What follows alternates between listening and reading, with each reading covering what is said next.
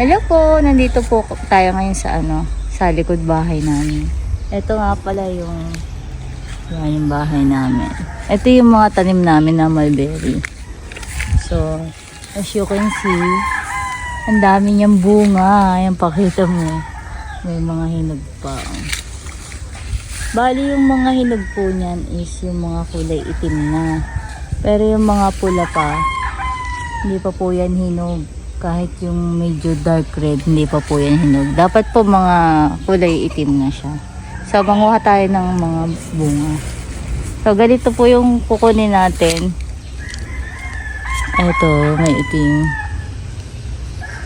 Yan. Ito po. Tapos ito.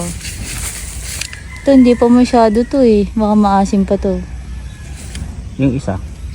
Ito, maasim pa rin to pero pwede na rin. Ayan. Tapos ito, may itim din dito. Ayan. Ang taas ng iba. Ayan, yun, pakita mo dami. Ito na kumuha, daddy. Medyo matangkad ko. Ayun, ang dami. Ay, nalalaglag yung mga pula. Nalalagdag yung iba.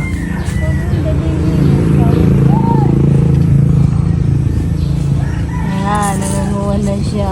Akin na yun. Ito na. Ibaba kong poste. Ayan. Maliit yung iba, no? Oo, ayan. Pero hinog. Pwede na. Ito ba, kabila? Ito naman tayo sa kabila. Dito medyo may malaki. Oh, ito malaki. Ayan, malaki. Paano natin itong itim. Dahan-dahan lang pala ang pagpick niya kasi nalalaglag yung Nalalaglag ako dito sa pababa. Ito oh. Yan, Wow, ayan, malaki. dami. Kasama pang langgam.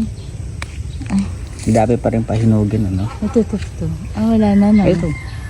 Ito? Hinog na ba yan? Oo. Oh, Pagka hindi, balik na lang natin. maasim pa ito. Di pa maugot, maasim pa. Ayan, wala na. So, ito yung nakuha namin. Ayan, may kasama panlanggam.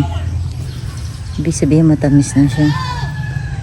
Eto na. So, kakainin na namin ito sa bahay. Pero hugasan muna namin. O, kasi may mga insekto yan. Ilan din yung puno namin ng mulberry eh. So, yun lang. Tara na. Gasan na natin to. Tapos, kainin. Thank you for watching. Bye-bye po.